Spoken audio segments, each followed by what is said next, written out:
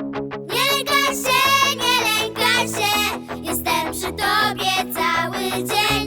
Nie lękaj się,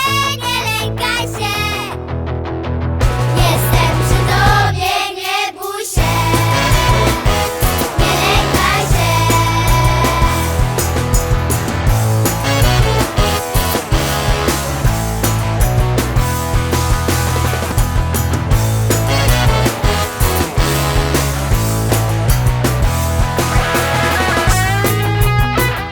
Hi, grade 6, Szczęść Boże.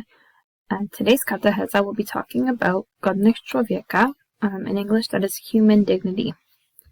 Let's begin in prayer. W imię Ojca i Syna i Ducha Świętego. Amen. Lord, help us to understand our own dignity more through today's lesson, and also understand how we should demonstrate the dignity of others. Zdrowaś Mario, łaskiś pełna Pan z Tobą, błogosławionaś Ty między niewiastami i błogosławiony owoc żywota Twojego Jezus. Święta Mario, Matko Boża, módl się za nami grzesznymi, teraz i w godzinę śmierci naszej. Amen. W imię Ojca i Syna i Ducha Świętego. Okay. So today we'll be talking about human dignity, as I said, or godność człowieka. And let's turn to page 63 of our books. You should see on top, it'll say katecheza 15 or 15, and it'll say godność człowieka i jego prawa. So that's page 63. And then you should see this green box at the bottom, and we're going to read it together. So often in our life, we speak about human dignity, but we do not always know how to say what it is and how it comes about. If it concerns all people or just some of them. The task of each of us is the concern for the dignity of others, but also for our own. If I do not respect myself, others will not show respect towards me either. Human dignity means that we also have some concrete laws that we own.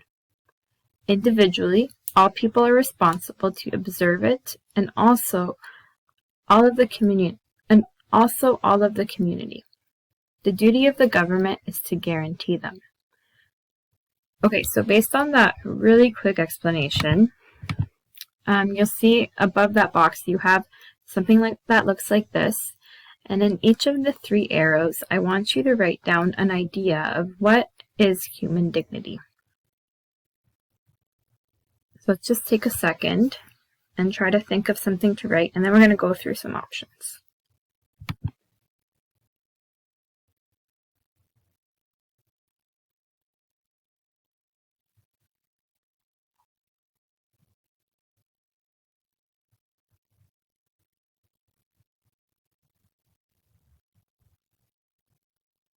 So some things you may have thought of could be being respected by others, having the right to something, or feeling that you're worth a lot to others. Okay, so let's try to actually explain what dignity is. Really simply, dignity is to treat others with dignity is to treat them remembering that God created all of us humans and loves us all equally. He doesn't love some people more than others. So he doesn't love people who are good athletes or rich more than people who have disabilities or are poor or get bad grades. God even loves us Catholics who follow his rules just as much as he loves sinners or people who believe in different religions. So treating others with dignity is treating others like they are equal to us because they are. It is treating others the way we want to and deserve to be treated. We know that God created humans to have more dignity or more importance than all other animals in living creation because he gave us bodies and souls. He gave us intellect, so that is the ability to know, and will, the ability to choose, which no other creatures have. That's why it's our responsibility to take care of our whole person, body, mind, and soul, and also take care of the whole person of others. So dignity is something that God made us with. It's already there. It's not something we can earn by being good, but it is a good in all of us that is already present. So let's think of a little baby. If any of you have had a little brother or sister, you know that all they do when they're first born is eat, sleep, and make dirty diapers. But already then, your parents and you love them so much, even though they have done nothing at all that was useful or helpful or impressive. So it's the same with God. He loves all of us not for something we have done, but simply because we are. And that's what we should love and treat others like as well. So people's dignity is respected and upheld through the rights we are given in our society, but also in the way we treat others in our daily interactions. Some ways that dignity can be shown to all people is by giving them and us the right to some of these things, like the right to be alive, not treat some lives as more important than others. The right to be free, so we don't have slaves, for example. The right to be safe. That means taking care that everyone has a safe place to live or feels safe.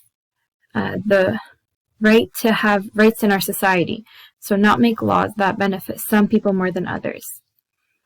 To have the right to think freely, so not tell people what they should think or believe, or not tell people that they can't believe certain things. Have the right to work and earn money. So, for example, that means not only hiring a certain kind of person, but considering everyone when there's a job that needs to be done. Have the right to rest, have the right to learn. So an example of that would be if only girls were allowed in school and not boys. That wouldn't be fair. So we should all have the right to learn. There are many, many more examples that we can probably think of where we can see how our society can make choices that dignify everybody. And then we also have ways in which we can show dignity to others in our smaller actions, or day-to-day actions. So some of those examples can be listening to people when they are speaking to us and treating what they say as important, or not expecting others to clean up our mess, or not being mean to others and saying things we wouldn't want said to us. We can also do this by including everyone in our conversations or games at school, wherever we are, and not excluding people because we think they look weird or aren't cool enough. We can keep our word to others, so not break promises that we have made to others. And we can also treat others with dignity by seeing the goodness in others, even though they may be different from us. So for homework, I would like you to please read Psalm 8. It's on page 64 of your book, so if you flip the page, it's on that page. And if it's easier for you, you can find an English version of it in your Bibles or online with your parents' help. And try to talk to God about the words in the psalm and what He is trying to say about our dignity as humans through it.